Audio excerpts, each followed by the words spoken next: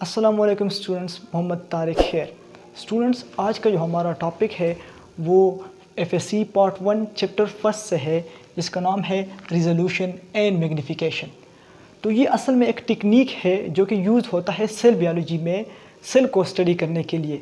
देखो स्टूडेंट, आपको पता है कि जब हम सेल को स्टडी करते हैं तो सेल को स्टडी करने के लिए हम मुख्तलिफ़ टेक्निक्स यूज़ करते हैं, क्योंकि जो सेल है उसकी स्टडी हम आम आंखों से नहीं कर सकते, डायरेक्टली हम आंखों से नहीं कर सकते, क्योंकि उसके लिए हमें चाहिए माइक्रोस्कोप, और माइक्रोस्कोप के साथ साथ मुख्तलिफ़ टेक्निक्स हमें चाहिए कि हम उस सेल को अच्छे तरीके से, प्रॉपर तरीके से स्टडी कर पाएँ। तो आज हमारा पहला टेक्निक है रिजोल्यूशन एंड मैग्नीफिकेशन। ये असल में रिजोल्यूशन और जो मैग्नीफिकेशन है ये माइक्रोस्कोप में यूज़ होने वाली चीज़ें हैं जिसको हम आज डिस्कस करेंगे। आज का जो हमारा पहला टॉपिक है वो है रिजोल्यूशन। रिजोल्यूशन का मतलब है कि ability of a microscope to distinguish two close objects या more than two close objects. यानी अब रिजोल्यूशन का मतलब यही होता है कि जो ऐसे ऑब्जेक्ट जो कि इंतहाई क्लोज हो, जो हम उसे आम आंखों से उसमें डिस्टिंग्विश या उसमें सेपरेशन या उसमें जो डिस्टेंस है दरमियान में उसको हम नहीं डिटेक्ट कर पाए, तो उसके लिए हम टेक्निक यूज़ करते हैं रिजोल्यूशन। देखो, जिस तरह हम ये ऑब्जेक्ट देख सकते हैं, ये ऑब्जेक्ट है, ये फॉर एग्जांपल ये सेल से आप कंसिडर कर ले, ये 6 सेल है। तो ये जो 5 to 6 सेल जो है, ये सारे जो सेल है ये इतने करीब मौजूद है, तो हम ये इतने करीब मौजूद है कि हम इसमें ये डिफरेंशिएट नहीं कर सकते कि कौन से सेल का कौन सा आउटर लेयर है, यानी ये सारे सेल जो है वो बहुत करीब है। तो अब ये जो डिस्टेंस है इसको देखने के लिए, इसको क्लियर देखने के लिए हम टेक्निक यूज़ करते हैं, उसका नाम है रिजोल्यूशन। तो रिजोल्यूशन माइक्रोस्कोप में एक ऐसी पावर है जो चीज़ों को सेपरेट आउट करता है। जिस तरह ये सेल्स है ये आपस में बिल्कुल चिपके हुए थे, तो रिजोल्यूशन से माइक्रोस्कोप से क्या हो जाता है कि ये बिल्कुल क्लियर वाज़ेह इस तरह हो जाते हैं कि हम उसको अलग अलग देख सकते हैं। यानी हम देख सकते हैं कि ये 2 सेल बिल्कुल क्लोज है, तो वो इसको बिल्कुल इसी तरह कर देता है, तो ये आपस में ये जो डिस्टेंस है हम उसको देख सकते हैं। क्योंकि हमारी बॉडी में और जो सेल्स होते हैं वो सारे क्या होते हैं, स्मॉल्स होते हैं, और उनमें आपस में डिफरेंशिएट करना और आपस में उनका डिस्टेंस है वो मालूम करना बहुत मुश्किल होता है। तो उसके लिए हम माइक्रोस्कोप का रिजोल्यूशन पावर को यूज़ करते हैं। अब देखो, हमारी ह्यूमन आई जो है वो तकरीबन 0.1 मिलीमीटर तक डिस्टेंस अगर 2 ऑब्जेक्ट में हो तो उस चीज़ों को, डिस्टेंस को वो डिटेक्ट कर सकता है हमारे आँख से। उससे ज़्यादा हो तो वो हमारी आँख, उसके जो डिस्टेंस है दरमियान में, उसको हम डिटेक्ट नहीं कर सकते।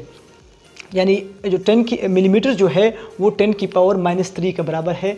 यानी कि वो डिस्टेंस है, फॉर एग्ज़ाम्पल हम कंसिडर कर लें कि ये 2 आपस में ऐसे मौजूद है कि हम कंसिडर कर लें कि इनके दरमियान आपस में डिस्टेंस मौजूद है, लेकिन हमारी आंखें उसको डिटेक्ट नहीं कर रही है। तो माइक्रोस्कोप क्या कर देता है, हमें इस तरह बिल्कुल क्लियर कर देता है कि ये जो 2 ऑब्जेक्ट्स हैं इनके आपस में क्या है, वो डिस्टेंस मौजूद है। ये तो हमारी ह्यूमन आई की पावर है। 0.1 मिलीमीटर तक डिस्टेंस हो तो उसको हम देख सकते हैं, उसका जो 2 ऑब्जेक्ट्स के दरमियान जो डिस्टेंस है वो हम देख सकते हैं। इससे ज़्यादा या इससे कम हम नहीं ले सकते। अच्छा, जो लाइट माइक्रोस्कोप की हम बात करें तो वो तकरीबन क्या करता है, वो हमें 250 नैनोमीटर तक डिस्टेंस अगर 2 ऑब्जेक्ट के दरमियान हो वो हमें बताता है। तो हम कह सकते हैं कि जो लाइट माइक्रोस्कोप है उसकी रिजोल्यूशन पावर है 250 नैनोमीटर, और 1 नैनोमीटर बराबर होता है 10 की पावर -9। तो इतनी जो छोटी सी डिस्टेंस है उसको हमें क्या करता है, ये बताता है। इलेक्ट्रॉन माइक्रोस्कोप की बात करें हम, तो इलेक्ट्रॉन माइक्रोस्कोप तो हाईली पावरफुल होते हैं। उसकी रिजोल्यूशन पावर हम देखें तो वो 50 पिकोमीटर या पाइकोमीटर है, यानी 10 की पावर -12। अगर इतना डिस्टेंस हो 2 ऑब्जेक्ट्स के दरमियान तो फिर भी हमें ये इलेक्ट्रॉन माइक्रोस्कोप उस चीज़ को क्लियर करके दिखाएगा, उनके आपस में डिस्टेंस दिखाएगा। नेक्स्ट जो है वो है मैग्नीफिकेशन। अगर हम मैग्नीफिकेशन की बात करें तो मैग्नीफिकेशन का मतलब है कि उस ऑब्जेक्ट को, जो ऑब्जेक्ट है वो अपना जो उसका ओरिजिनल साइज़ है उस साइज़ को इंक्रीज़ करना, उसकी साइज़ को बढ़ाना उसकी ओरिजिनल साइज़ से, यानी उसको इनलार्ज करना। फॉर एग्ज़ाम्पल हम कंसिडर कर लें छोटे छोटे डॉट्स हैं, तो ये माइक्रोस्कोपिक फॉर एग्ज़ाम्पल ऐसे डॉट्स है, वो कंसिडर करते कि ऐसे डॉट्स है ये हमें बिल्कुल नज़र नहीं आते, हम कंसिडर कर लेते बहुत छोटे माइक्रोस्कोपिक डॉट्स मौजूद है या सेल्स मौजूद है। तो जब माइक्रोस्कोप में हम देखते हैं तो वो उन डॉट्स को इतना बड़ा कर देता है कि हम उसको आसानी से देख सकते हैं। यानी जिस तरह ये छोटे छोटे डॉट्स थे, इनको उन्होंने इतना माइक्रोस्कोप में ये इतने हो गए, तो अब ये जो यहाँ पर इनकी जो साइज़ इनलार्जमेंट हुई है तो इसको हम बोलते हैं माइक्रोस्कोप की मैग्नीफिकेशन पावर। और हमारी आई जो है हम देख सकते हैं कि वो 0.1 मिलीमीटर जो ऑब्जेक्ट है उसको वो आसानी से हमारी आई उसको देख सकती है, डिटेक्ट कर सकती है। लेकिन अगर उसका साइज़ कम होता है तो हमारे आंखें उसको नहीं देख सकते फिर। तो उसके लिए क्या होता है कि दो माइक्रोस्कोप यूज़ होते हैं, एक लाइट माइक्रोस्कोप, एक इलेक्ट्रॉन माइक्रोस्कोप। जो लाइट माइक्रोस्कोप होता है वो क्या करता है कि एक फॉर एग्जांपल ये डार्ट है तो इस डार्ट को वो 10,000 टाइम क्या कर देता है, इस डार्ट के साइज़ को इनलार्ज कर लेता है। तो इनलार्ज करने से क्या होता है कि वो हमें क्लियरली दिखाई देता है।